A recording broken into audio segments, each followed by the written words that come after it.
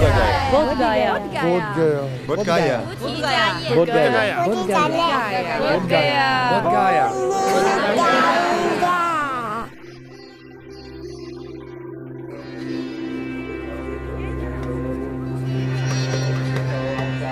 Every year, Buddhist pilgrims from around the world come to Bodh Gaya to pay homage to the Buddha. This sacred place is believed to be the center of the universe, the navel of the earth, where Buddhas, past and future, attain complete enlightenment.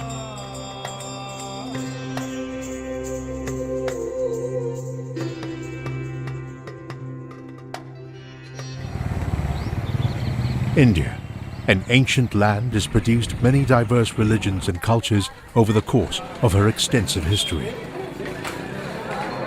Today, the majority of people in India subscribe to one religious belief or another.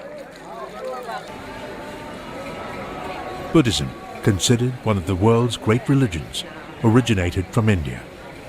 It is not surprising then that India commands a special place in the hearts of Buddhists. Buddhists come to India to retrace the steps of the founder of Buddhism, commemorate his achievements, and celebrate the venerated representation of enlightenment, the Buddha.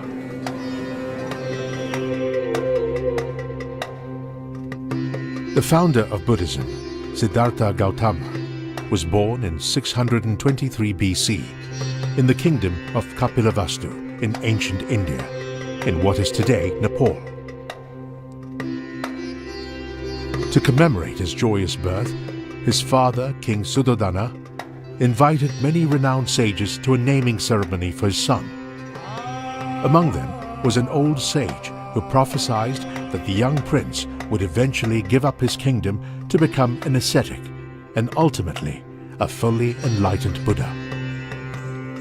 As Prince Siddhartha was growing up, King Suddhodana recruited the best teachers in the kingdom to educate him. He was very diligent in his learning and became a talented young man renowned for his wit and courage. The prince grew into a gentleman and was full of love, kindness, and compassion for all people and living creatures. Meanwhile, his father, the king, was deeply anxious about the prophecy of his son's renouncing the kingdom. So he lavished him with all manner of wealth and luxuries, hoping this would distract him from any thoughts of renunciation. But on one of his outings beyond the palace walls, Prince Siddhartha witnessed for the very first time old age, sickness, and death, and the peaceful countenance of an ascetic. What he saw weighed heavily on him and made him deeply contemplative. Siddhartha was 29 when he renounced his kingdom and left his wife and son in search of the truth. He spent the next 6 years practicing austerities, but when this failed to yield the answers he sought, he gave up the practice of austerities. After accepting a bowl of rice milk from a village girl named Sujata, who nursed him back to health, he made his way to Gaya. Upon arrival, a grass cutter offered him a pile of kusha grass for a cushion. He then sat under a ficus religiosa tree in Bodh Gaya for 49 days, contemplating deeply about life and trying to find an end to cyclic existence. Finally, on a full moon night, Siddhartha gained complete realization and became a fully enlightened Buddha. Henceforth, the ficus religiosa became known as the Bodhi tree. Bodhi refers to awakening, and thus the place associated with Buddha's awakening became known as Bodh Gaya, also known as Buddha Gaya. Bodh Gaya is situated around 150 kilometers south of the city of Patna. During Vesak Day, which falls every year on the full moon day of May, devout Buddhists make their way to Bodh Gaya to commemorate the birth, enlightenment, and parinirvana of the Buddha. The arid summer month of May attracts many devotees from tropical countries like Thailand, Sri Lanka, and Vietnam. Bodh Gaya is considered the holiest of the holy sites because it is here where past and future Buddhas are believed to attain enlightenment. It is said that a total of 1,000 Buddhas will attain realization and enlightenment in this one place. In our literature, Buddhist literature, it says all the past Buddhas, they all come for their final bliss or to attainment of enlightening. They come to Bodh Gaya, especially the past Buddhas, and also in the future Buddhas. They also, in their term, when they about to become enlightenment, so they are coming to Bodh Gaya. Every year, the management committee of Bodh Gaya hosts a grand celebration, inviting the Sangha and local officials to come together to commemorate Vesak.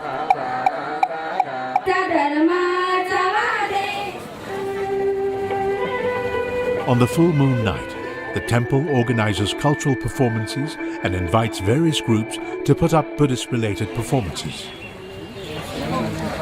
Devotees celebrate Vesak in their own ways. Some offer lamps and pray for wisdom and liberation from suffering. Others pay homage to the Buddha in groups and chant the scriptures in praise of the triple gems, the Buddha, Dharma, and Sangha.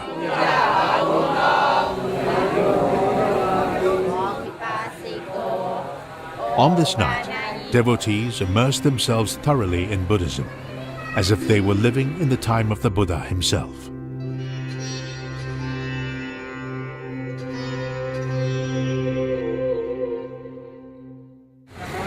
The month of May is hot and humid, so Buddhists from other parts of the world prefer to visit Bodh Gaya at the end of the year, when the weather is cooler. There are even direct flights offered at this time of the year, so travel becomes more expedient and convenient. One common sight in Bodh Gaya during this season are maroon-robed monks called lamas. Many of them come from around India or neighboring Nepal and Bhutan.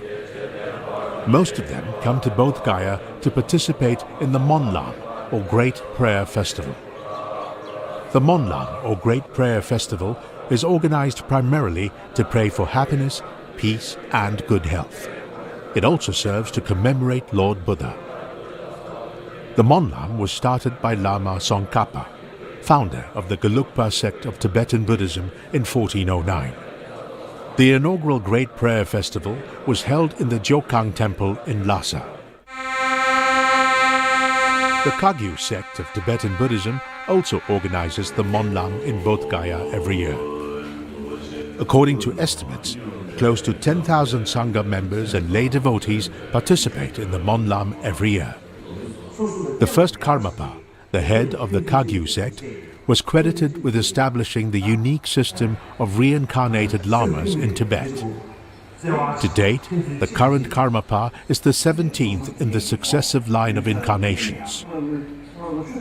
The Karmapa stressed that the aims and benefits of Monlam are not restricted to one religion, but universal and directed towards all sentient beings.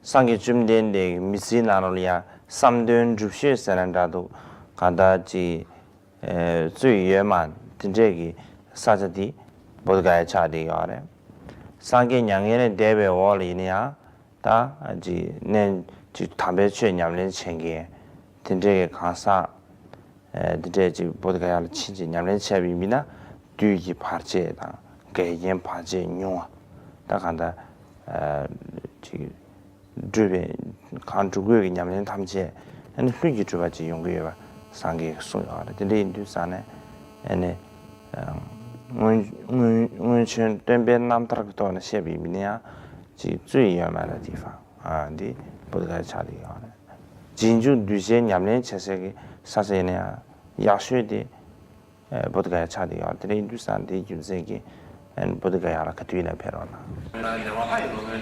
The Karmapa advised everyone at the Monlam to cherish the opportunity to make positive aspirations and practice hard in order to purify all negative karma and accumulate positive merits. The Karmapa also emphasized that the ideal place to accumulate merits is in front of the Vajra seat in Bodh Gaya. One's body and speech act as a support to cultivate positive mental habits, as well as sow the seeds of merit, so they are extremely beneficial for one's cultivation. The Karmapa also said, now that we've obtained the precious human rebirth, come in contact with the Buddha Dharma and come to such a sacred place. We should cherish it and contemplate on it. We should treasure the teachings and bear them in mind so we do not waste this good fortune and opportunity. The Kagyu Monlam consists of many activities, one of which is led by the Karmapa and involves hundreds of lamas carrying the scriptures and circumambulating the stupa. While doing so, the Karmapa, as well as all the Rinpoches and lamas, don their golden robes and hats as a sign of respect to the Dharma. The ceremony also involves the offering of alms, with the public offering food to the Sangha. The Tibetans believe the offering of alms follows a tradition set by the Buddha.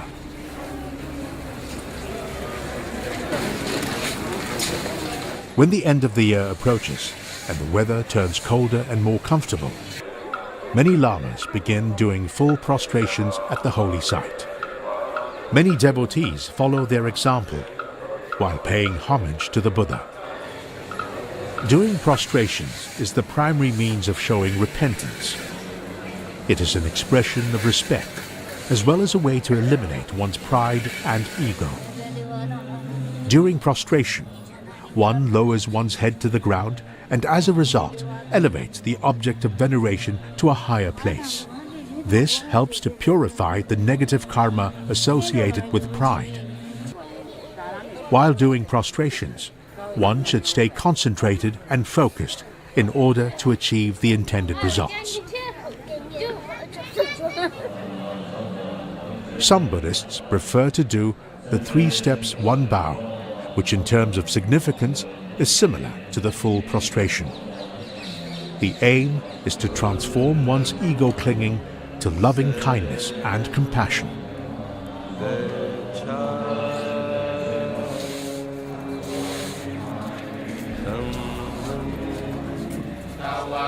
Buddhist practitioners often like to face the Buddha statue while chanting the scriptures, as this is akin to hearing the Dharma from the Buddha's own mouth. This helps to remind oneself to practice diligently, avoid evil, and do good. Scripture chanting originated in the time of Shakyamuni Buddha. In the past, the words of the Buddha were passed via oral transmission. Disciples of the Buddha often memorized and repeated the words of the Buddha when they preached the Dharma.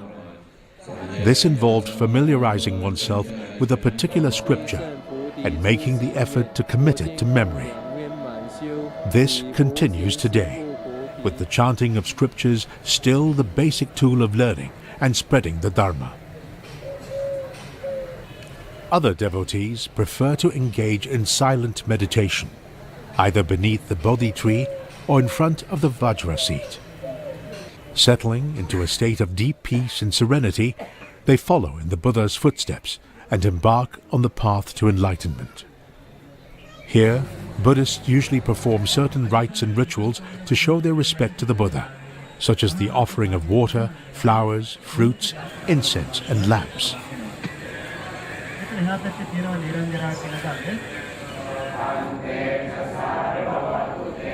Robes are also offered to the statue of the Buddha installed here. And on auspicious days and during special events, the same statue is painted gold. Every ethnic group has its own customs and traditions. People who come from different countries naturally subscribe to their respective cultures and traditions when they pay their respects to holy objects. This elderly couple from Sri Lanka pay their respects to the Buddha by hanging up a small white cloth beneath the Bodhi tree. Now we will go there and tie this. We tie it here, through which, through the power of Lord Buddha, the Dhamma and Sangha. We expect all bad omens and bad things will be erased off, and through the power of Lord Buddha, all good things will happen to him and to his family. It is a tradition in Sri Lanka that when people grow old, their children spend for them to go to these holy places. It may be inside the country or outside the country even. Sri Lanka is not a rich country, you know. Even though the village people is a wonderful. The village people, they collect money.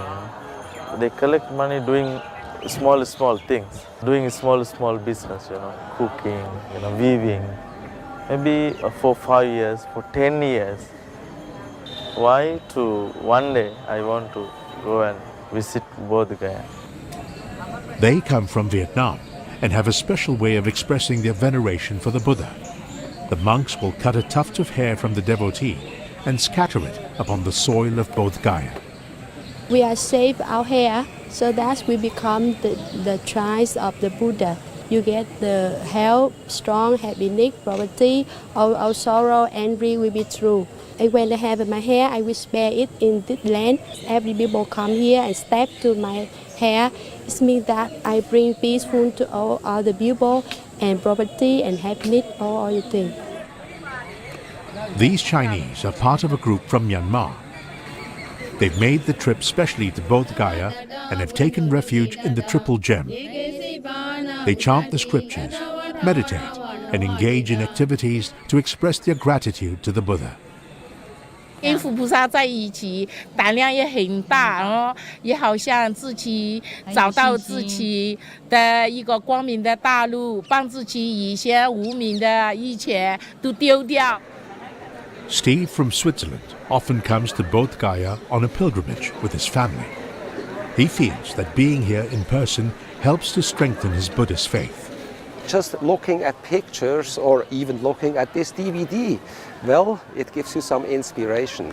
But being here, only touching the ground here, only actually breathing the air which Buddha was breathing, seeing the environment here, that is really a blessing for your body, speech and mind. It isn't only Buddhists who come to Bodh Gaya. Devotees of other religions also make pilgrimages here. The Hindu people believe Buddha as the God or the incarnation of the Vishnu God, you know. So they believe and they have this rest. So that's why wherever Buddha statue, Hindu people go definitely. They go and pay respect as their God. Thus so many Hindu people each year come to pay respect to this place. Like today's pilgrims, Buddhists of the distant past also came to India from faraway places, the most famous being Master Xuanzang, who hailed from the China of the Tang dynasty.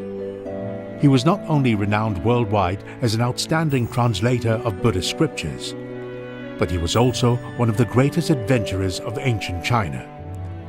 His journey to the west from China to India, on a quest to collect and collate the scriptures, spanned 50,000 miles and 17 years. He also devoted his life to translating a total of 1,335 scrolls of Buddhist scriptures. Master Xuanzang also spent a year recording his experiences in what is now known as the Great Tang Records of the Western regions. This book documents all his experiences of his more than a decade-long itinerant journey, and it remains a rich source of knowledge about the history and geography of ancient Central Asia, especially regions like Afghanistan, Pakistan, and India.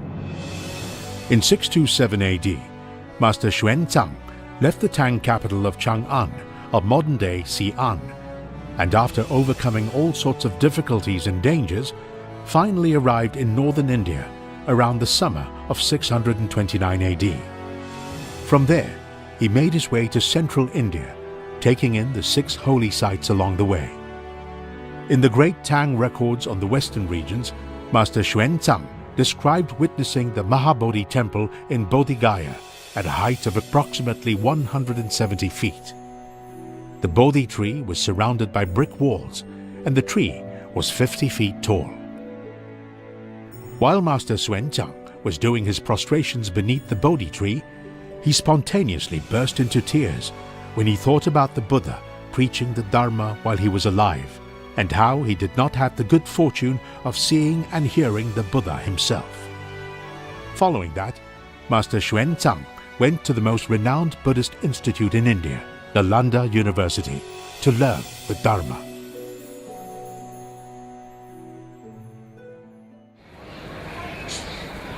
The reason why a temple was constructed in Bodh Gaya is to commemorate the Bodhi tree and the fact that the Buddha practiced and gained enlightenment here. The earliest shrine was constructed by the Buddhist king Asoka back in 3 BC. Later kings raised the shrine by another 50 meters by building the magnificent Mahabodhi temple over it. Some scholars estimated this to be around 2 AD. Later kings and influential pilgrims from India, Sri Lanka and Myanmar also pitched in with reconstruction, repair and expansion works on the temple. In the 12th century, Turkic or Mughal invaders destroyed the temple and Buddhism fell into decline. In 1590, a Shiva devotee came to the surrounding areas of Bodh Gaya and established his own sect and temple here. His followers gradually took control of the Mahabodhi temple, but they did not take good care of it, letting it fall into disrepair, and it succumbed to the ravages of nature. In 1861, the English archaeologist Alexander Cunningham visited the area and implored the local authorities to excavate and restore the temple. Only in 1887 did serious reconstruction work really commence. He wrote in his diary, "The excavation works were really monotonous. Every night before I slept, I used to read the great Tang records on the western regions, where Master Xuanzang described in great detail the famous Bodhi tree and its surrounding Buddha statues and temple grounds. Very soon, we found a large number of relics which bore close resemblance to the descriptions in the book." Cunningham followed the descriptions of Master Xuanzang closely in the reconstruction of the temple. Even information on the decorative motifs and construction materials came from the great Tang records on the western regions.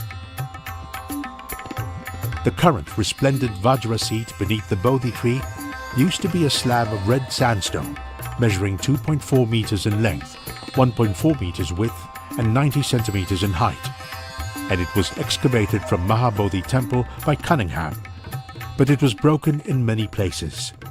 According to the excavation records, the Vajra seat was constructed by King Asoka and placed in its current position by Cunningham after the excavation.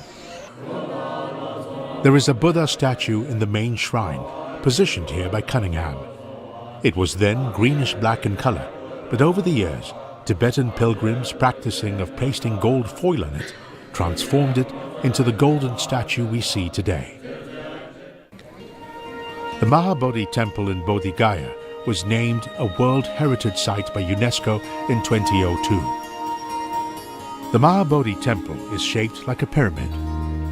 The first level is a square, with each side measuring 15 meters in length, and it spirals upwards into a bronze spire, giving the stupa a harmonious sense of balance.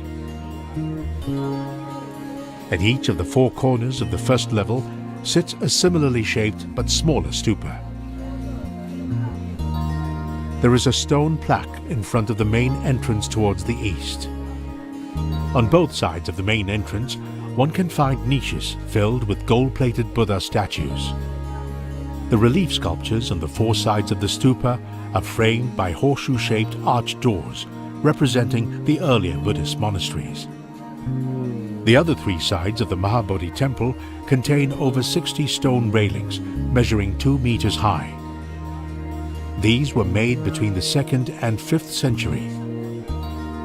Most of the current stone railings are replicas, since the original ones have been installed in various museums as exhibits. Towards the left of the path leading to the temple, one can find a round stone seat with the Buddha's footprint carved on it. Besides that, at the Vajra seat and railings around the Bodhi tree, one can also find two round black stone seats with gigantic Buddha footprints carved on them. This elaborate piece of art never fails to kindle one's imagination. After the Buddha attained enlightenment, he remained beneath the Bodhi tree and meditated on the Vajra seat for 7 days. On the second week, the Buddha stood atop a small hill and gazed uninterrupted at the Bodhi tree, full of gratitude for the shade it had provided him throughout his days of meditation. On the third week, the Buddha did walking meditation at the north face of the Mahabodhi temple. Currently, there is a long platform erected here, and there are lotus flower stone sculptures on the platform, symbolizing lotus flowers blooming beneath the feet of Buddha wherever he walked. Walking meditation, which originated from the practice of Theravada Buddhism, has become an important part of modern-day meditation. Walking meditation consists of focusing pointedly on every single action of the body while one is engaged in the act of walking.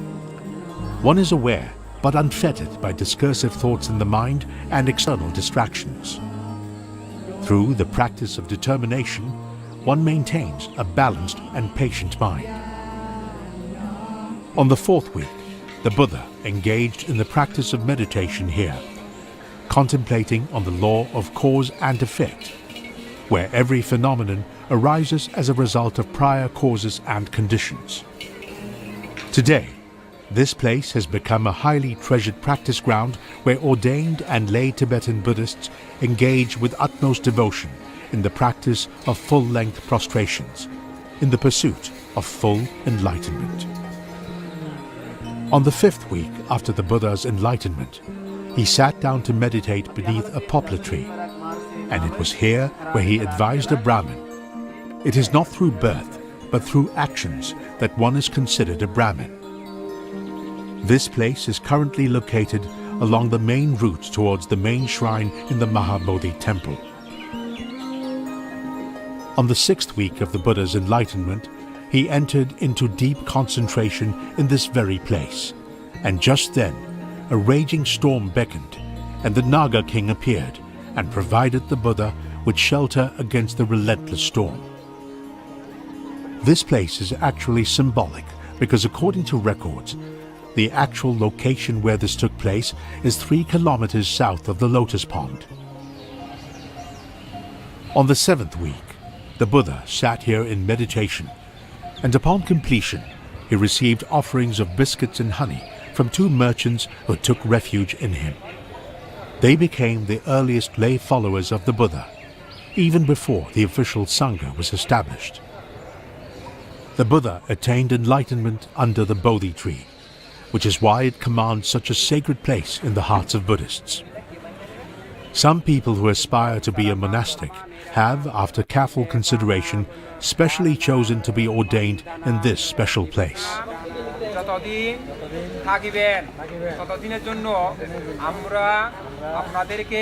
The current tree is actually a sapling transplanted from the original Bodhi tree. In 3rd BC, King Asoka gave orders for the tree to be chopped and the trunk to be burned. However, he later converted to Buddhism, and the tree was allowed to grow and flourish, to bear new sprouts and take on a new lease of life.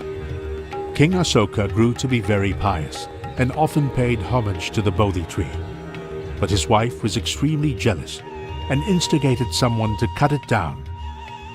To revive the tree, King Asoka nurtured it with milk every day, and as a result, the tree started bearing new shoots. Around 6 AD, King Shashank, a follower of the Shiva sect, gave orders for the tree to be uprooted.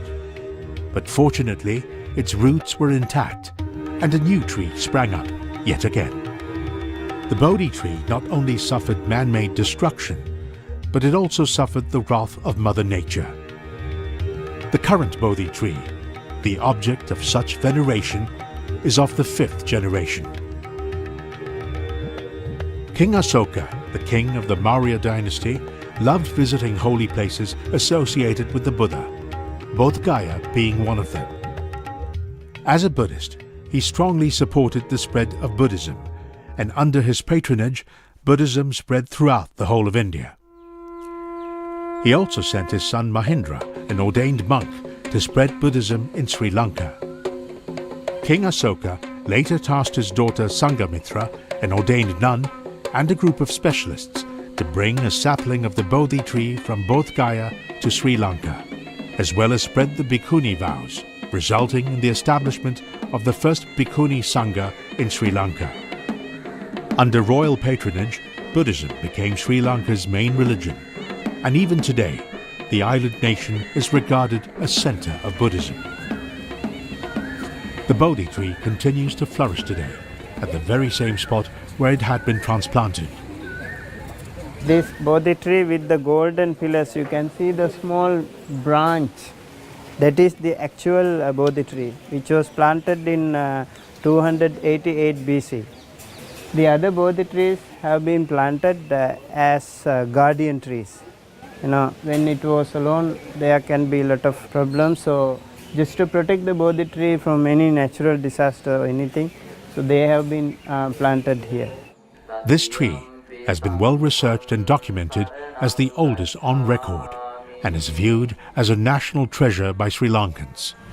The Mahavansa, the Great Chronicle of Sri Lanka, is a very important historical document in Sri Lanka. It is well accepted and respected by the historians the world over. There we find the whole history of the Bodhi tree, and apart from that we also have Bodhivansa. Bodhivansa is particularly written for Bodhi tree. Everything about the Bodhi tree, the arrival of the Bodhi tree, the history of the Bodhi tree, whosoever came, what are the rituals, everything is written there in Bodhivansa.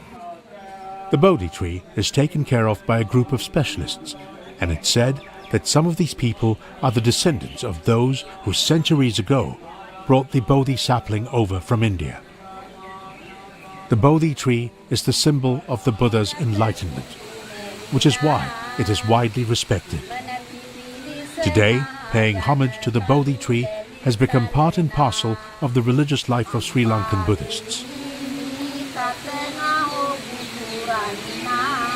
The saplings of the Bodhi tree in Sri Lanka have been transplanted to many parts of the world, bearing testimony to the truly global spread of Buddhism. In 1891, a young Sri Lankan, Dharmapala, visited Bodhi Gaya. The Mahabodhi temple had just been restored by a British archaeologist, but a local Shiva priest by the name of Mahanta claimed possession of the temple, though he was not able to produce any form of official documentation to prove it. Back then, there was no one maintaining the temple.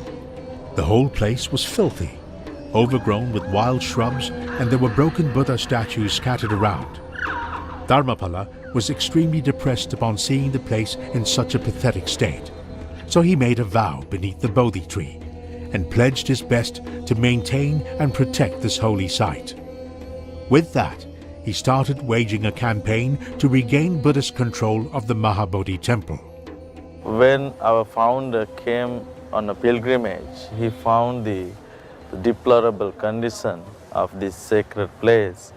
Then he decided to form a kind of organization which can communicate with the Buddhist world and get assistance from the Buddhist countries to save this sacred place for the Buddhist world. The other objectives is that to open some kind of charitable activities in surrounding these sacred places, Bodh Gaya, Sarnath, Kushinara, such places. In 1892, Dharmapala founded the Mahabodhi Society in Kolkata, then the capital of India. This made it more convenient to establish contact with people of authority and approach them for help. In the same year, he started publishing the first international Buddhist publication, Mahabodhi Journal, to create public awareness and seek global support. he visited Buddhist countries and traveled to the West to garner interest and support among Buddhists in his bid to regain the holy place. He met so many great personalities in India, like Mahatma Gandhi, and like Jawaharlal Nehru and Rabindranath Tagore and Swami Vivekananda. Such as very big personalities he met, and he asked their support to save this Buddha Gaya temple especially. Many important figures in India, such as Mahatma Gandhi, had expressed their view that Buddhists should own the rights to the Mahabodhi temple. Finally, in 1949, the Bodh Gaya Temple Act was passed, paving the way for a Bodh Gaya Temple Management Committee to be set up to manage the temple's affairs. The members comprised 4 Buddhists and 4 Hindus, including Mahanta. The chairman was to be the district magistrate of Gaya, and he had to be a Hindu. Since then, the Mahabodhi temple has been under the jurisdiction of this committee. Temple किसी एक के व्यक्ति का नहीं होता है. Temple is not belong to one person. No. Temple is a very world.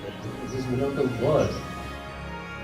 Even today, some Indian Buddhist monks are still hopeful that the 1949 Bodh Gaya Temple Act will be revised, and that the temple will one day be wholly managed by Buddhists. Bodh Gaya is the foremost sacred place in the minds of Buddhists. A pilgrimage to India is not complete without coming to the source of Buddhism, the place where the Buddha practiced austerities, the place where he became enlightened, and the place where he preached the wheel of Dharma. Devout Buddhists around the world aspire to visit these places. Surrounding Bodh Gaya are many holy places associated with the Buddha. East of Mahabodhi Temple, beyond the bustling town, lies the Niranjan River, where the Buddha engaged in the practice of austerities. Having left the palace, he came to the forest here as Prince Siddhartha and engaged in the practice of extreme austerities, subsisting on 1 grain of rice a day. He became severely emaciated, yet for 6 years he could not find a way towards liberation. He stumbled into the river for a wash, and due to his frailty, eventually passed out and went into a coma. Just as he started examining his practice over the years, he heard a tune from afar containing these lyrics. Like the strings of the sitar, the loose ones will not produce a sound. The tight ones will break. Only those which are neither loose nor tight will produce the best music. Upon hearing these words, Prince Siddhartha finally realized that neither extreme austerities nor indulgence in pleasures could lead to one's realization. It was only through the middle way and the practice of meditation that one could attain enlightenment. So he decided to end his practice of austerities. The locals refer to the Niranjan River as the Palgu River. During drought, when the water level is low, the middle of the river is stacked with sand, resembling an open sandy desert. However, during the rainy season, it turns into an expansive river. One can imagine how magnificent the undulating river looked back then, just by looking at its banks, which stretch over 30 to 40 meters. Moving forward from the banks of the Niranjan River, one approaches the village where Sujata, the milkmaid, used to live. If Sujata did not offer Prince Siddhartha rice milk back then, he might not have had enough energy to make his way to the Bodhi tree, and Buddhism might not have existed. In order to commemorate Sujata's act of kindness, King Asoka erected an 11-meter stupa over her house. Not far from here, there is another small shrine erected by the villagers in honor of Sujata, which contains a statue of her offering the rice milk, which tourists visit to pay their respects to. Not far from the shrine sits a pavilion, and within this lies a well. This is where Buddha subdued the Kashyapa brothers. The three brothers were the followers of the fire god, and they kept a fire dragon in the dungeon. In order to convert the Kashyapa brothers, the Buddha stayed overnight in their place. During the night, the fire dragon breathed out toxic fumes to hurt the Buddha, but got subdued by him instead. The heretical Kashyapa took refuge in the Buddha and contributed greatly to the subsequent growth of Buddhism. In the vicinity lies the Mucharam village, and within it lies the Muchalinda pond, where the Naga king tried to protect the Buddha from the raging storm after his enlightenment. The place retains its original charm due to the fact that it's yet to be developed. As one ventures along this ancient trail, one can see entire green fields of kusha grass. It is anyone's guess if the soft grass offered to Prince Siddhartha back then actually originated from here. Surrounding Bodh Gaya, one can find numerous Buddhist temples and meditation centers from around the world. Each has its own unique architectural style, which gives this town a truly cosmopolitan feel. Although Buddhism originated from India, it spread to different countries and many local cultures and customs became assimilated into Buddhism. This includes not just the distinct architectural styles of temples, but also the unique craftsmanship of Buddha statues. This is of great benefit to pilgrims from different parts of the world, as they have the rare opportunity to understand and experience different Buddhist cultures and traditions in this one place. Many Buddhist centers organize regular events and ceremonies, as well as offer accommodation to provide devotees with the most favorable conditions to carry out their pilgrimages or engage in more long-term practice. Some also provide aid to the poor villages nearby. Among the oldest is the Mahabodhi Society set up by Dhammapala. His main project was to establish one pilgrimage center. That time there was no any place to sleep to the pilgrims. So he decided, I want to make one pilgrimage rest or dharmashala. Thus he started this building in 1901. This was the first building in Bodh Gaya. That time served to all the pilgrimage who visited this place. So this was the first project in Bodh Gaya. After the death of Dhammapala, the Mahabodhi Society continued his legacy in Bodh Gaya and other holy Buddhist sites by restoring Buddhist relics, rebuilding temples, providing pilgrims with accommodation, boosting education through building research institutes, schools, libraries, museums, and a Buddhist publishing firm. This allowed many Indians and Westerners to learn more about Buddhism. It is today the main driving force for the Buddhist revival in India. They've also set up clinics to provide villagers with medical aid and services. Shakyamuni Buddha Community Healthcare Center, established by the Root Institute, is another center which provides medical services to poor villages. The center is run by a group of specialized medical professionals and volunteers. It provides a comprehensive range of medical services, from general consultation to physical rehabilitation, tuberculosis management to the care of child AIDS patients. Every month, the medical center caters to more than 3,000 patients seeking medical advice. As a result, the center requires considerable manpower, and this has provided employment opportunities for many. When I came here, I was only one. Now we have more than 25 professional and staff supporting people, and they're getting job here. This is one of the very happiest in their life. Prevention is better than cure, which is why the medical center has initiated community health ambassador projects to spread the importance of healthcare and hygiene in many villages. Well, we do work in the mobile villages, but we only go there one day a week. We need to try and get the villagers themselves or people within the villages to start recognising their own health problems and train them up and work them towards solving their health problems. So that was one of the main aims of the community health workers. Bodh Gaya is situated in Bihar in northern India, one of the country's poorest regions. As this is the site of Buddha's enlightenment, many Buddhists come here to accumulate merit. They emulate the Buddha's spirit of great compassion and do their part to alleviate human suffering by offering love and care to those less fortunate. This gave the local peoples very good example.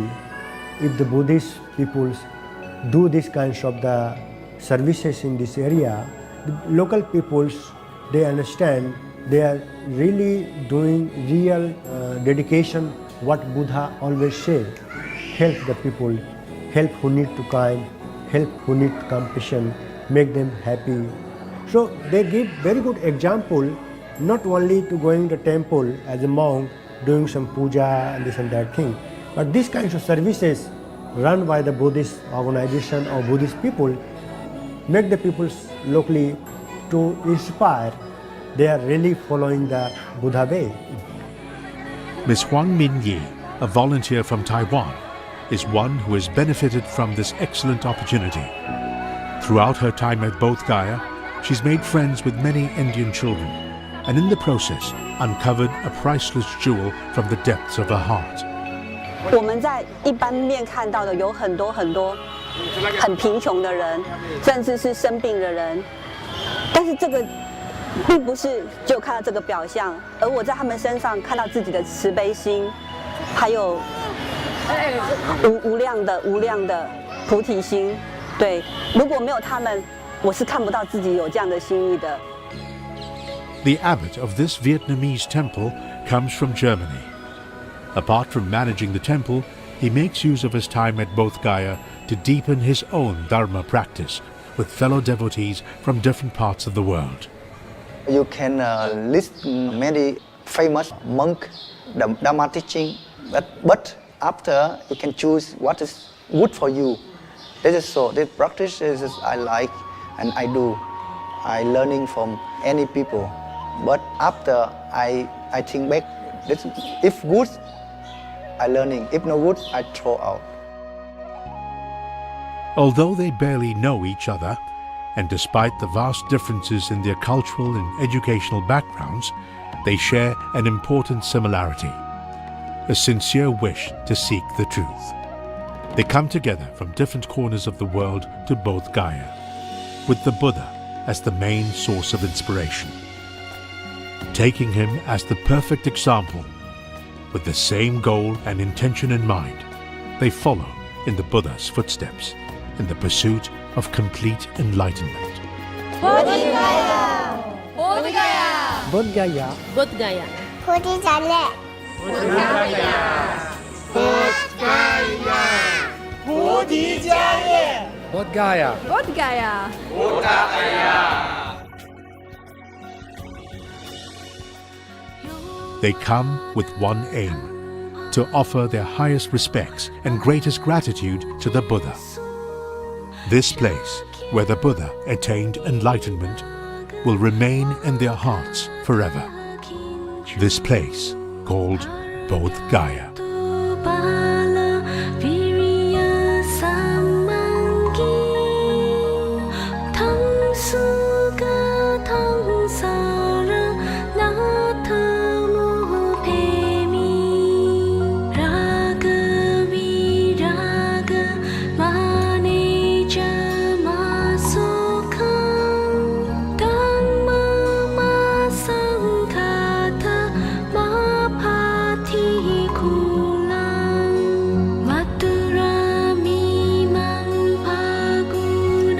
Su